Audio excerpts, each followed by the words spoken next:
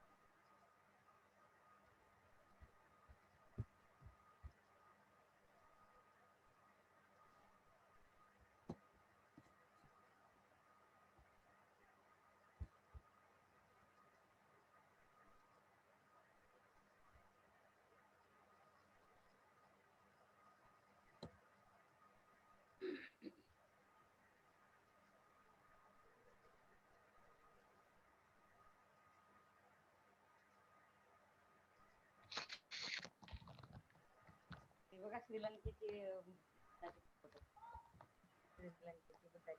ब्रह्मदीक्षा सोहळा समारोह आहे ना आता सुरू वंदना करने की कोशिश करेंगे। वाईट वाईट हो आपल्या होत्या पण तेच होत्या म्हटलं एवढ्या हे सुरू झालं प्रथम हम लोग आज वंदना करेंगे। वाईटच आहे तिथे नमो तस्स भगवतो अरहतो सम्मा सम्बुद्धस्स। नमो तस्स भगवतो अरहतो सम्मा सम्बुद्धस्स। नमो तस्स भगवतो अरहतो सम्मा सम्बुद्धस्स। इतिपिसो भगवा अरहं सम्मा सम्बुद्धो विज चरण संपन्नो सुगतो लोकविदु अनुत्तर पुरुष धम्म सारथि सत्ता देव मनुष्य बुद्धो भगवती स्वाखातो भगवत धम्मो संदेशिको अकालिको ये पासिको वपनायिको पचतं वेदित वेयोहिते सुपटिपन्नो भगवतो वकसंघो उजुपटिपन्नो भगवत सावक संघो याय पटिपन्नो भगवत सावक संघो सामिचि पटिपन्नो भगवत सावक संघो विदं चत्तारि पुरुषयुग निआठ पुरुष पोखलाय स भगवत सावक संघ आहुनय पाहुनय दक्षिणय अंशले करणीय अनुत्तरं तुय ख्यातं लोकसाति। वनगंध गुणोपेतं यतं कुसुम संतते पूजयामि मुनिदास श्रीपाद सरोरुह्य पूजयामि बुद्धं कुसुमेन तुय्येन मेतेन लभामि मोक्षं कुपं मिलायति यथा इदं मे काय तथा याति विनाशभावां घनस रपदीपेनादीपेन तमदंसिनाति लोकदीप Sabodhang pujayame tamanudhang sugandhikaya vadan ananta gunagandhina sugandhina hangandhen pujayame tathagatang buddhang dhammang sasang sugatatanu-bhava-dhata-vodhatu-gabhelankaya jambudip Tidasapura-varya-nangaloke chadupe sab Buddha-sabimbe sakaladasa-diseke saloma-tidhatu-vand Sabdapi buddhang dasabalatanujanang bodhicatiya Namhamya vandami catiyang sabang sabbatanes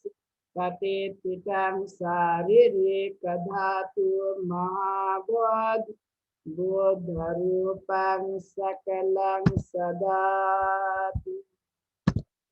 Yani dabhutani samagatani dhumani vayani va antalik Sabeva bhuta sumana bhavantu athvapi sakancha suna Subhasitang tasmaye bhutani sameta sab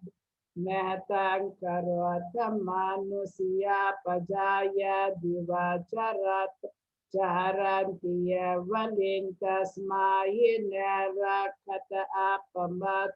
Yang kincivitang idava hurang vasagya suvayang ratanang tanit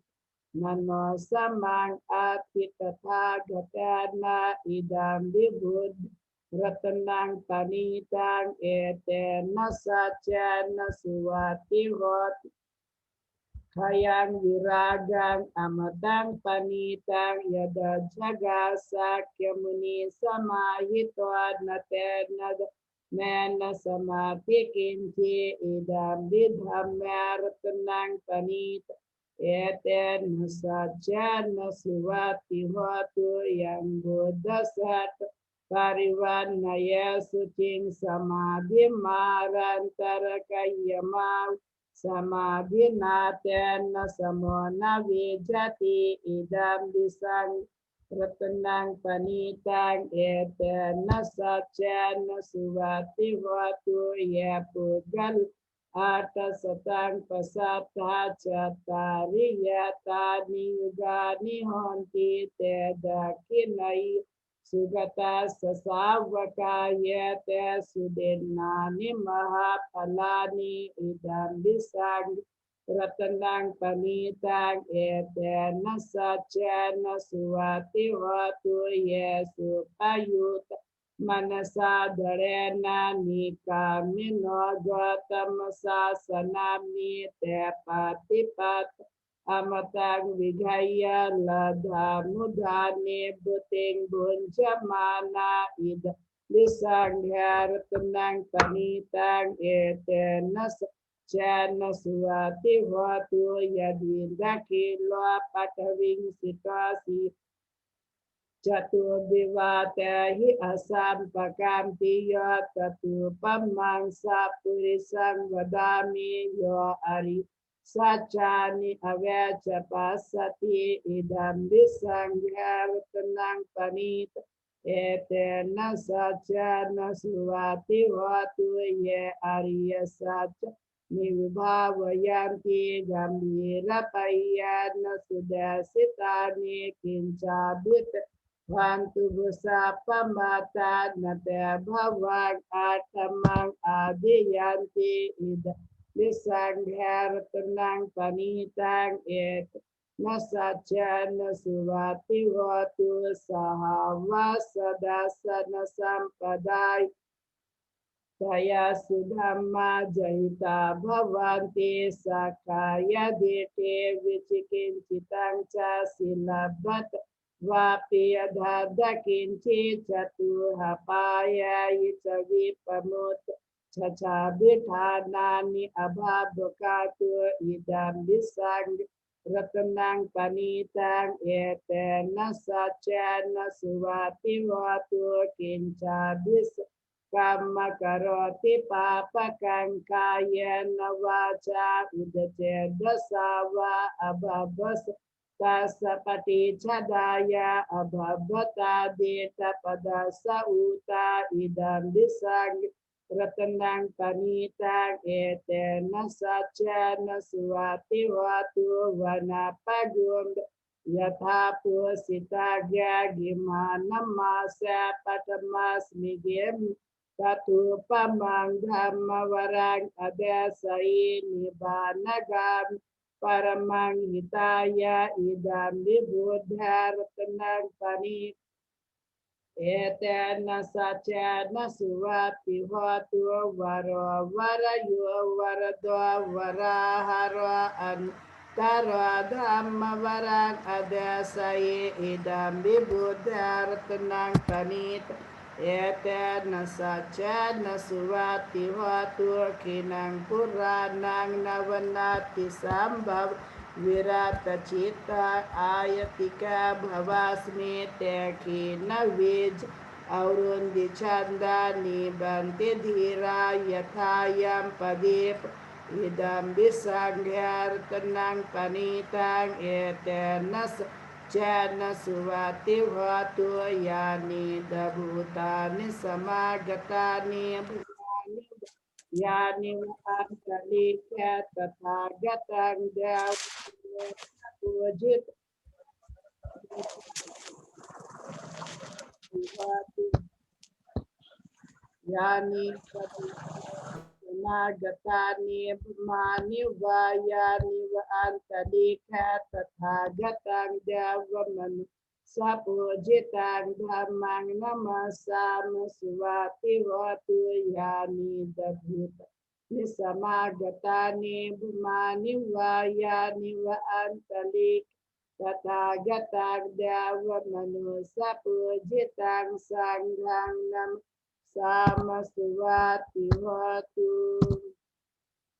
การณียมัตตกุศลนายังตังสัดดังปดังอภิสัมเมชัสสะ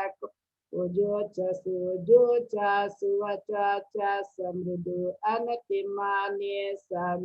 สักวะจะสุบารวะจะอัปปกิจจะสัลลาหุกวุติสัมบรินดริย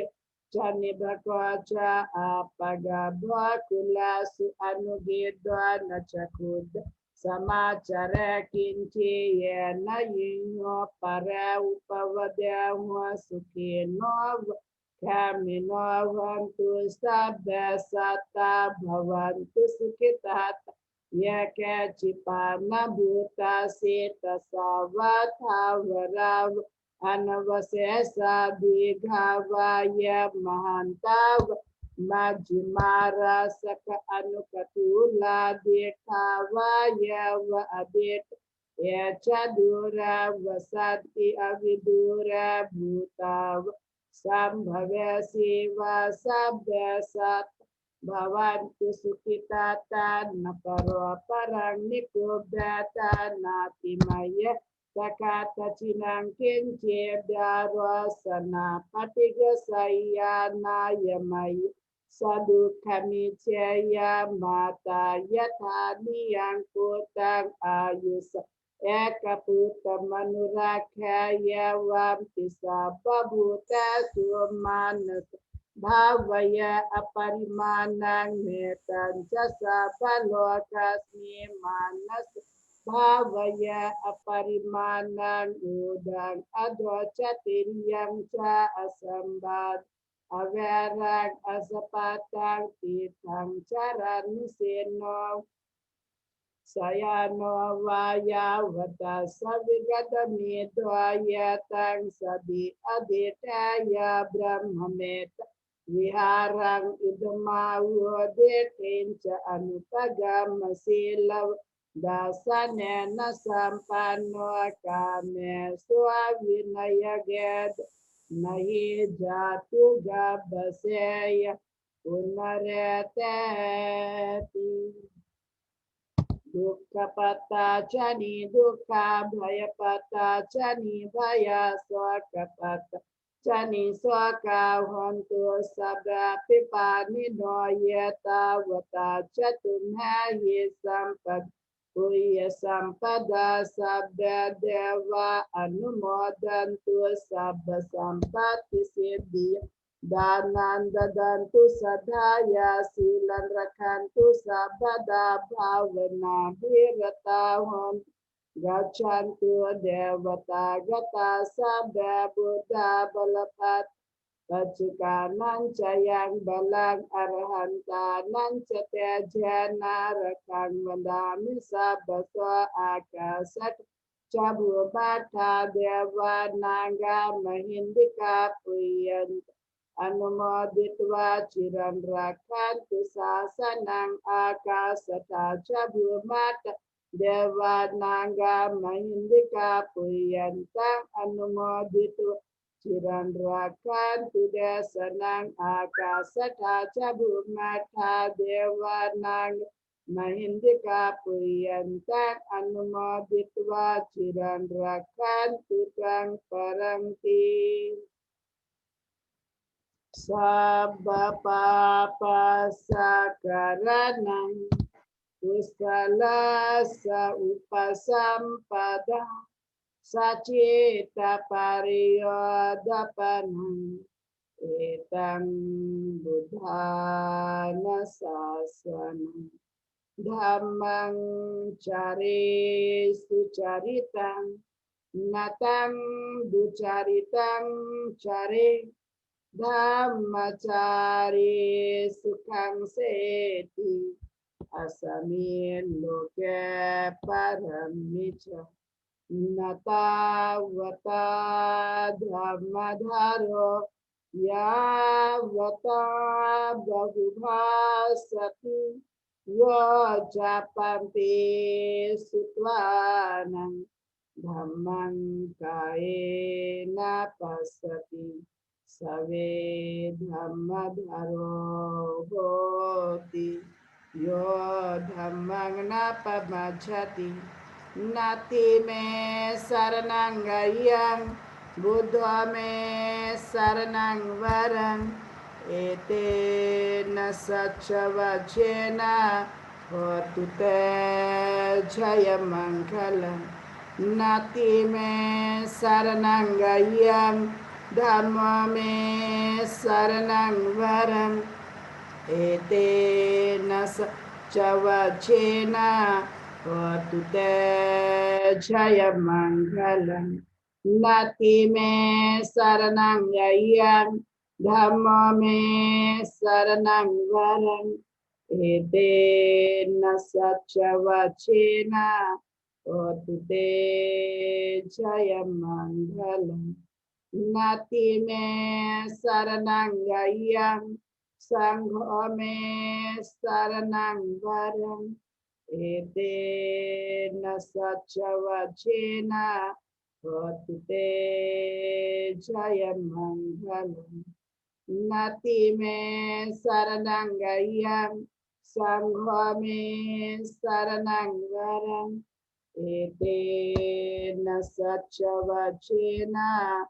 Hotu te jaya mangalam Namo Buddhaya Namo Dhammaya Namo Sanghaya Sadhu Sadhu Sadhu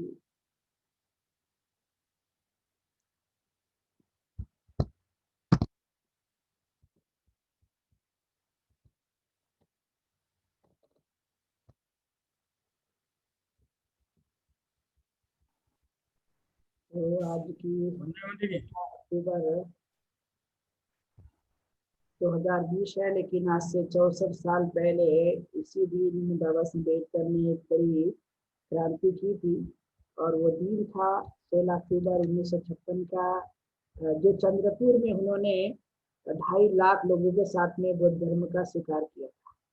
यानी 14 अक्टूबर के बाद दूसरा दिन जो उन्होंने लगातार 2 दिन तक जो है उन्होंने एक बड़ी धर्म क्रांति करने की कोशिश की थी।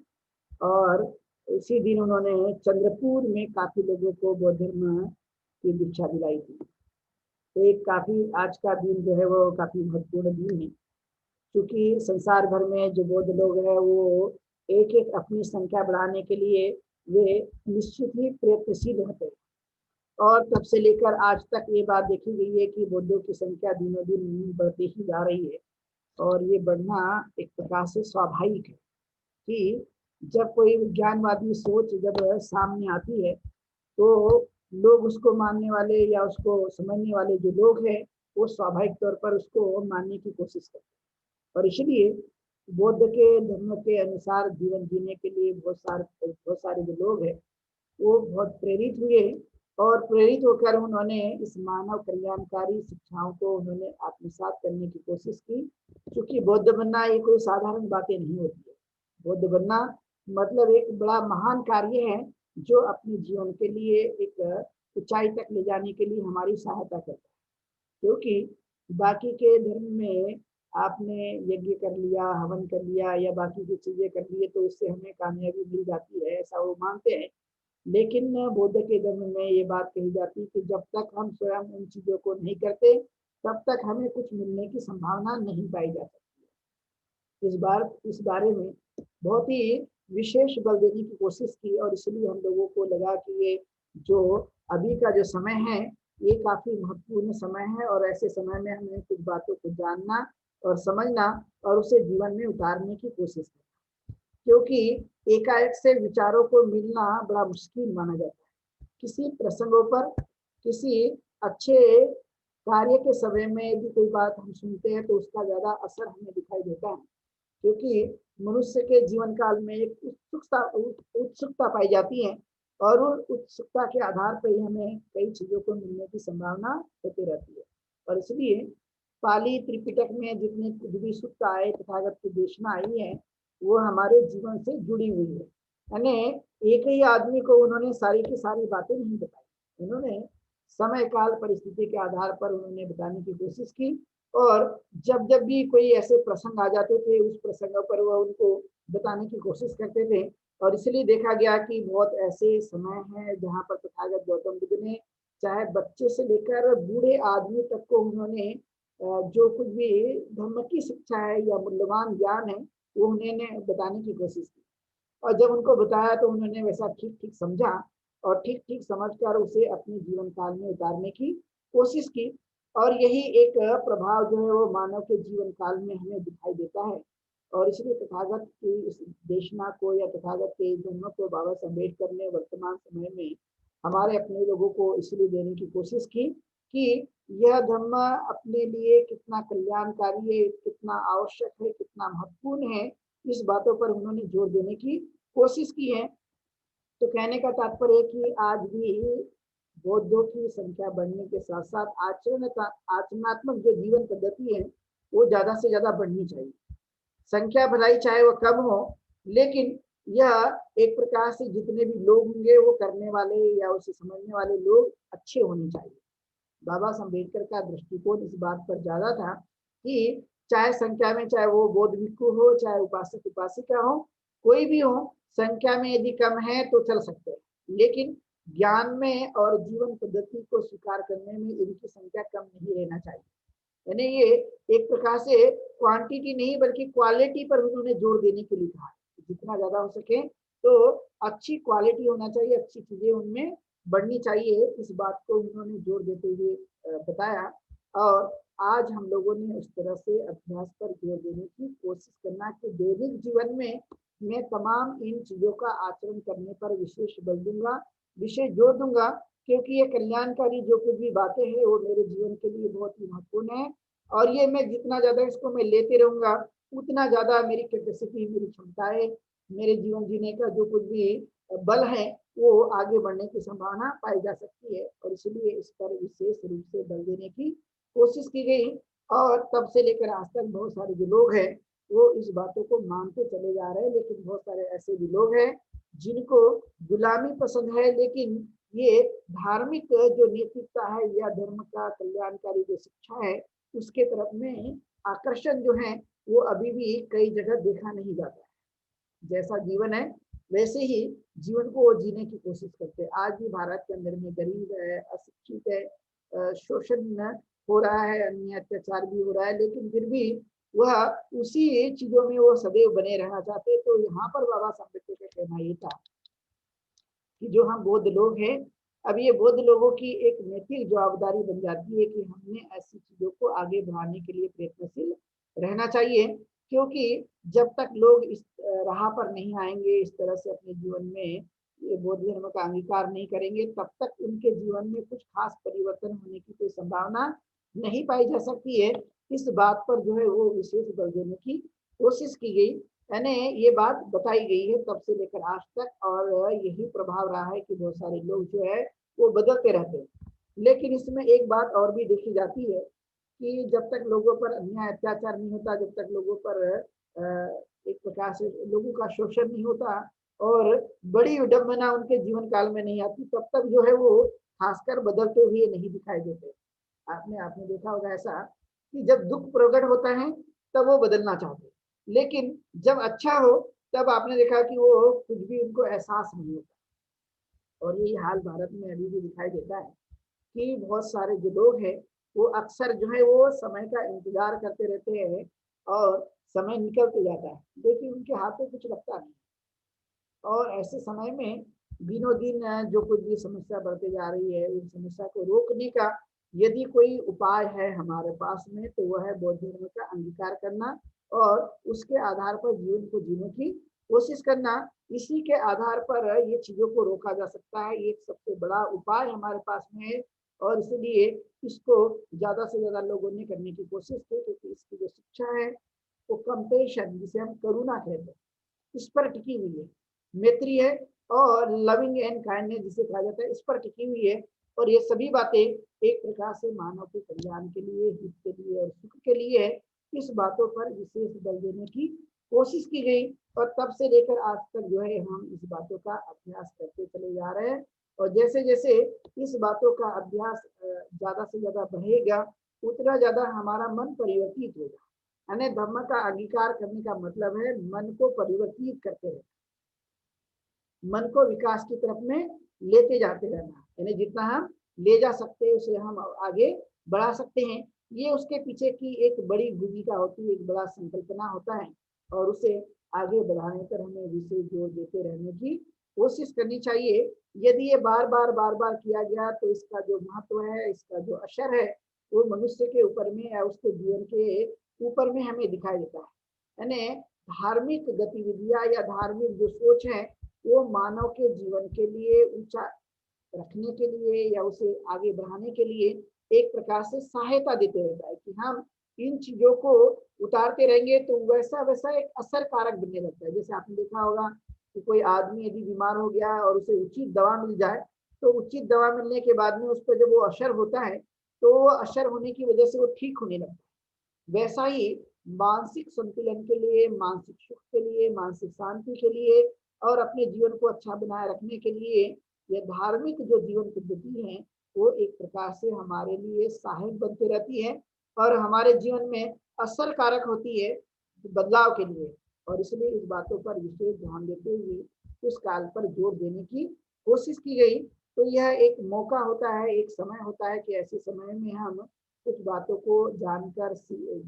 सीखने की कोशिश करें और साथ में हम इस बात पर भी जोर देते रहे कि ये धर्म हमारे लिए कितना कल्याणकारी। अब जब कल्याणकारी मेरे लिए है तो स्वाभाविक है दूसरों के लिए भी वह कल्याणकारी बनने की संभावना पाई जा सकती है। यदि मैं ही अपने जीवन में इन तत्वों को उतार कर इसका स्वयं ही आचरण करता हूँ तो मेरे जीवन में जिस तरह से फर्क पड़ा हुआ है, जिस तरह से मेरे जीवन में परिवर्तन आया है, वैसा ही ठीक ठीक फर्क जो है वो दूसरों के जीवन काल में भी आने की संभावना पाई जा सकती है। और इसलिए यह एक प्रकार से ट्रांसफॉर्मेशन जो बात बताई जाती है कि धार्मिक जो गतिविधियां है या धार्मिक चर्चाएं हैं या धार्मिक चीजों को सुनना, ये इसलिए जरूरी होता है कि हमारा दिमाग या हमारा मन जो है उस दृष्टिकोण से कार्य करना शुरू करता है।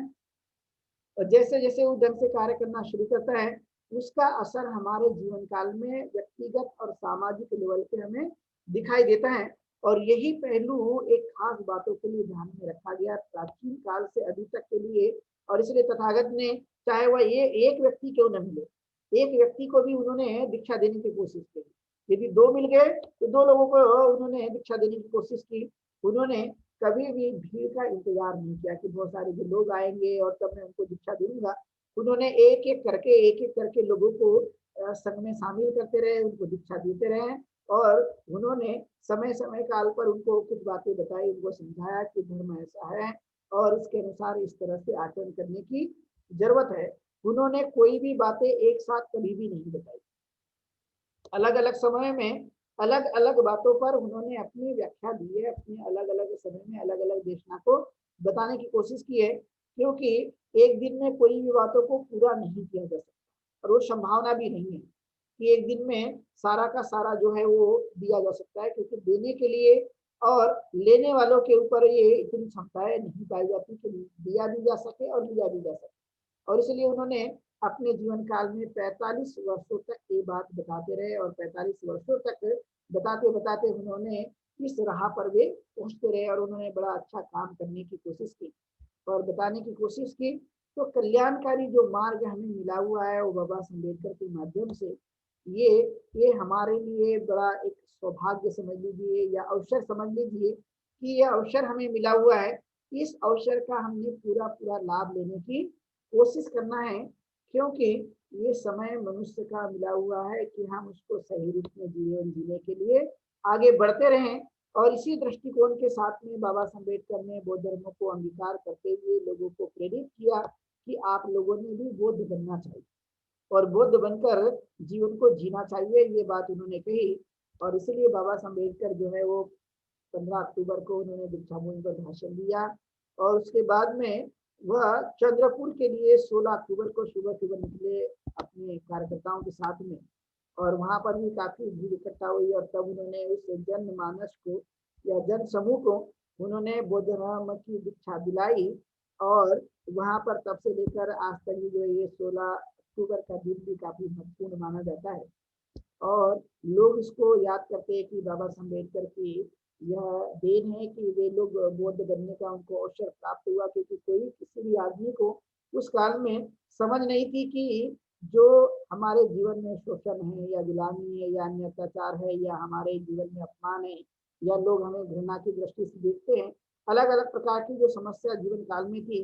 किसी को भी कोई पता नहीं था कि ये दूर कैसे किया जा सकता है। उस काल में इतनी समझ नहीं थी कि इसे कैसे दूर किया जा सकता। सिर्फ और सिर्फ डॉक्टर बाबा अम्बेडकर को ये बात समझ में आई कि ये सभी चीजों का एक ही उपाय है और वो है बौद्ध धर्म का अंगीकार करना। और जब बौद्ध धर्म का अंगीकार कर दिया गया तो ये ऑटोमेटिकली सभी चीजें दूर हो जाएगी। और फिर उन्होंने एक प्रकार से प्रयोग के तौर पर इस बातों को बड़े पैमाने पर करने की कोशिश की कि जो लोग हमसे नफरत करते हैं, हमसे भेदभाव करते हैं, हमको अछूत मानते हैं, अब क्या बौद्ध बनने के बाद कभी भी वो करने की संभावना पाई जाएगी? तो पाया गया। उन्होंने बाबा अम्बेडकर ने खुद कहा है कई जगह की जब मैं बौद्ध बन गया तो जो लोग मेरा विरोध करते थे वे ही सभी लोग जो है एक प्रकार से सम्मान करने भी लगे, उन्होंने सत्कार किया, कई लोग उसमें शामिल भी हुए। तो उन्होंने कहा कि यही हमारे लिए उपाय है जो हम सदियों से इस तरह से जीवन यापन कर रहे हैं। तो जो धार्मिक ज्ञान है वो धार्मिक ज्ञान तो मनुष्य के जीवन काल में आ ही जाता है, लेकिन ये खास बौद्ध धर्म की जो शिक्षा पद्धति है उसके आधार पर यदि हमने जीवन को जीने की कोशिश की तो हमारे जीवन में काफी कुछ फर्क आने की संभावना पाई जाती है। और वही फर्क हम अपने जीवन को जीने के लिए ज्यादातर हम प्रेरित होते रहे। इसलिए दीक्षा लेना और दीक्षा लेकर जीवन को जीना और दूसरों को भी इस मार्ग के लिए प्रेरित करने की कोशिश करना यह एक प्रकार से बेहद जरूरी है। और इसे हमें अपने जीवन काल में उतारने की कोशिश करना चाहिए, जिसको हम एक प्रकार से दैनिक जीवन में बौद्ध धर्म का जीवन जीकर देखना और देखने के बाद में क्या असर होता है या नहीं होता, या हम पहले जैसे थे वैसे ही है, ऐसा कुछ फर्क है या नहीं है, इस बातों को हम अपनी खुद की दृष्टि से देख सकते हैं, उसे जाना जा सकता है, उसे पहचाना जा सकता है और वैसा प्रयोग करने की भी हम कोशिश कर सकते हैं। किस बातों पर विशेष बल देने की बात कही गई और कब से लेकर आज तक जो है ये बातें हमें बताई जाती हैं। तो ऐसे प्रसंगों पर हमें इस बातों पर विशेष ध्यान देने की कोशिश करना है। इसलिए हमने आज का जो समय है वो 7:30 बजे का जो हम लोग अभी रखते हैं वो आज इसलिए चेंजेस कर दिया गया 6 बजे 6:30 बजे का, क्योंकि अभी साउथ में जो बहुत सारे कार्यकर्ता हैं उन्होंने आज हमारा प्रवचन रखा हुआ है। तो 7:30 बजे वह प्रवचन शुरू होगा और वह भी 1 घंटे के लिए, इसलिए मैंने आज का समय बदल दिया था। लेकिन कल का जो समय है वो 7:30 बजे का एज इट इज रहेगा जैसा का वैसा। और कल शनिवार का दिन है तो विशेष लेक्चर का भी आयोजन किया गया है। तुलसी राजू सोलंकी ये कल लेक्चर देंगे और उसके माध्यम से आप लोगों को लाभ मिलेगा। तो आप लोग आज समय बदल भी गया, फिर भी आप लोगों ने आज ज्वाइन होकर इस कार्यक्रम का लाभ लिया है। धर्मदेशना और वंदना का लाभ आप लोगों ने लिया है, तो इसलिए मैं सब लोगों के प्रति मंगल कामना व्यक्त करूंगा। और यदि जिसे 7:30 बजे का यदि लेक्चर यदि सुनना हो तो मैं अभी लिंक शेयर करने वाला हूँ ग्रुप में। जो लोग उसे सुनना चाहते हैं वहां पर आपको ज्यादा से ज्यादा समय मिलेगा सुनने के लिए और आप उसका पूरा पूरा लाभ ले सकते हैं। कि साउथ में भी बुद्धिज्म की मूवमेंट काफी बढ़ रही है, लोग बौद्ध धर्म को अंगीकार कर रहे हैं, तो उधर के लोगों ने इस कार्यक्रम को रखा हुआ है। 7:30 बजे आप लोग इस कार्यक्रम में शामिल हो सकते हैं। मैं अभी इस कार्यक्रम के समाप्ति के बाद आप लोगों को लिंक भेजूंगा। तो मैं अपनी बात को यहीं पर विराम देता हूँ, लेकिन कल के बाद का जो समय है हमारा वो सही समय पर शुरू होगा, इसलिए मैंने आज थोड़ा परिवर्तन लाया। 6:30 बजे रखा था 1 घंटे पहले ही, लेकिन कल का जो हमारा समय है वो समय पे रहेगा। और जिन लोगों को जुड़ना है तो आज के 7:30 बजे के प्रोग्राम में जुड़ सकते हैं, लेकिन आपको जो लिंक है वो दूसरी होगी, ये सेम लिंक नहीं है। तो वो लिंक मैं अभी आप लोगों को भेजूंगा तो आप उसमें भी शामिल हो सकते हैं। तो इतनी बात कहते हुए जो लोग भी आज जुड़े सभी लोग के लिए मंगल कामनाएं। और मैं यहीं पर रुकता हूँ और धर्म पालन गाथा से आज का इस समारोह का हम यहीं पर समापन करते हैं। सब पाप सकरणं कुशलस्य उपसम्पदं सचेत परियोधपदम् एतं बुद्धानुशासनं। साधु साधु साधु।